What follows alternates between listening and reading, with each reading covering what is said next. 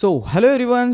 आजच्या या शॉर्टमध्ये आपण पाहणार आहोत एक असा कॅन्डलस्टिक पॅटर्न की ज्याची ॲक्युरसी खूप जास्त आहे. त्या कॅन्डलस्टिक पॅटर्नचं नाव आहे piercing line candlestick pattern. First of all हा जो कॅन्डलस्टिक पॅटर्न तो बिअरिश आणि बुलिश या दोन्ही फॉर्मॅटमध्ये फॉर्मेशन होतो. त्याचप्रकारे हा जो कॅन्डलस्टिक पॅटर्न तो आपल्याला बुलिश जर असेल तर आपल्याला तो सपोर्टला शोधायचा आहे. त्याचप्रकारे जर बिअरिश असेल तर आपल्याला रेजिस्टन्सला शोधायचा आहे.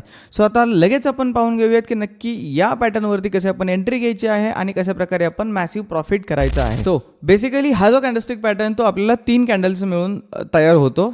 ॲज यू कॅन सी तुम्ही पाहू शकता इथे एक बुलिश कॅन्डल आहे विच इज ग्रीन कॅन्डल, त्याच्यानंतर एक रेड कॅन्डल आहे, त्याच्यानंतर एक रेड कॅन्डल आहे.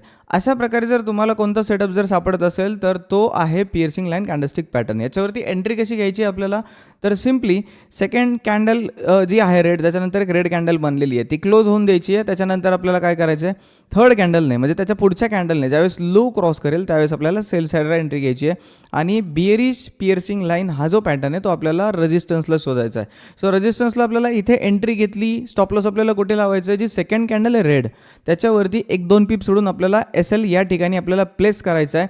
आणि जे पण आपलं सपोर्ट असेल नेक्स्ट जो की तुम्ही इथे पाहू शकता, ठीक आहे, हा जो सपोर्ट आपण ड्रॉ केलेला आहे इथपर्यंत वन साइड फॉल या ठिकाणी आलेला आहे.